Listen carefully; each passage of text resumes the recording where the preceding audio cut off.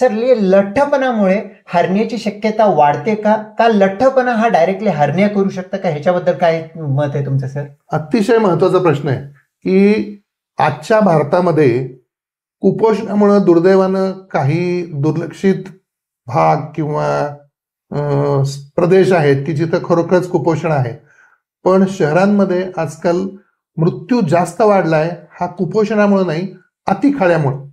कारण एक लक्षात घ्या, आपण जर कपाटात ठेवायच्या गोष्टी जर पोटात भरल्या, म्हणजे तुम्ही फॅट्स खा, कार्बोहायड्रेट्स खा, प्रोटीन्स खा, काहीही एक्स्ट्रा खाल्लं तरी त्याचं फॅट होतं, ते फॅट शरीरात जमा होतं, ते तुम्हाला आतून मारतं, कारण ते रक्तवाहिन्यांच्या आत जमा होऊन तुमच्या रक्तवाहिन्या छोट्या होतात.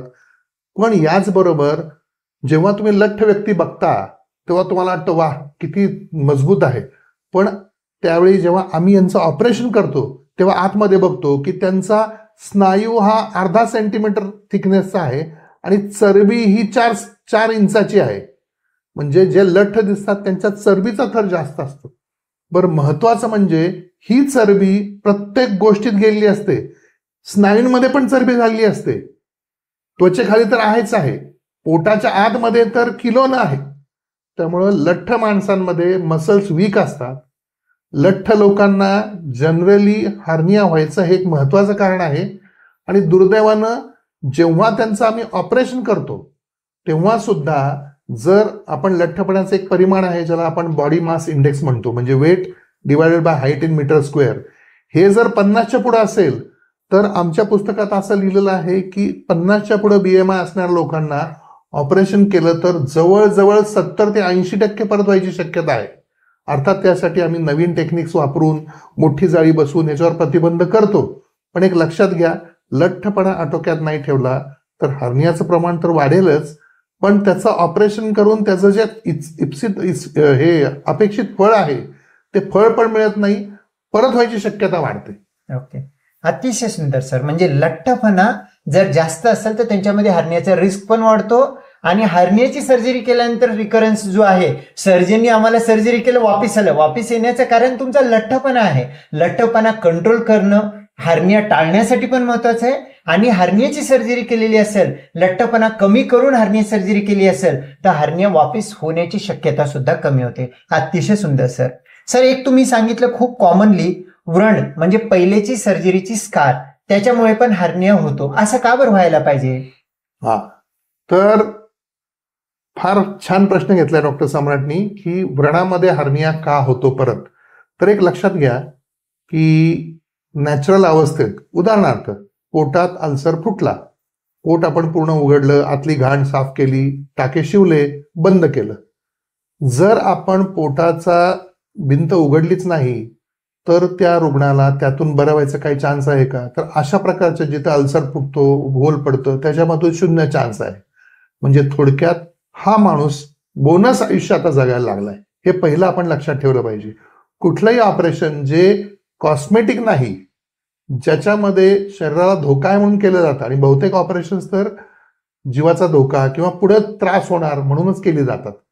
त्यामुळे पहिली गोष्ट की आपण ते का करतोय. दुसरी गोष्ट, कुठेही जखम झाली आणि ती बरी झाली तर तिथं नवीन स्नायू तयार होत नाहीत, तिथं व्रण तयार होतो. व्रण तयार होताना परत मी मगाशी त्याचा उल्लेख केला होता की सुरुवातीला जसं विटा मातीपासून बनतात तसं आपले स्नायू हे बेसिक घटक आहे कोलॅजिन.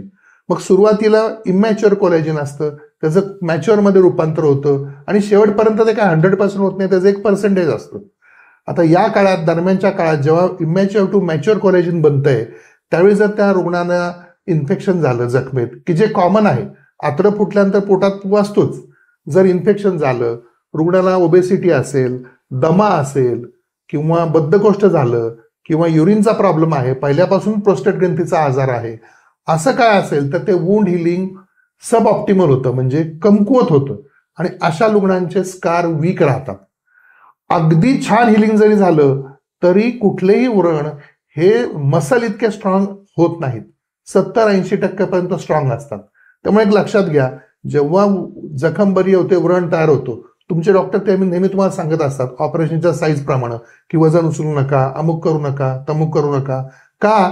कारण पोटातलं प्रेशर वाढलं की pressure will be transmitted to the weakest point of the body. आणि सध्या विकेस्ट पॉइंट कुठला आहे? स्कार आहे. मग ते हळूहळू प्रेशर, बरं आपण बघितलंय की जर वॉटरफॉल किंवा धबधब्यातनं जर पाणी पडत राहिलं तर मोठी शिळा जरी असली तरी वर्ष 2 वर्षात ती दुभंगते. मग पोटाचं काय घेऊन बसलाय? रोजचं जर तुम्ही संडासला कुंतत राहिला किंवा तुम्हाला पेचीस झाली, वारंवार जाताय, संडास होत नाहीये, परत येताय, परत जाताय, ताण पडतोय, हळूहळू तो व्रण उसवायला लागतो. आणि उसवायला लागला की पोटातले आतडे बाहेर जायला लागतात. बाहेर आले की ते कधी कधी इतके बाहेर येतात की परत येऊ शकत नाहीत आणि मग हर्निया अडकतो. त्यामुळं व्रण झालाय हे आपल्याला जे बोनस आयुष्य मिळालंय त्याला मजबूत ठेवण्यासाठी काही निर्बंध पण आपण पाळले पाहिजे.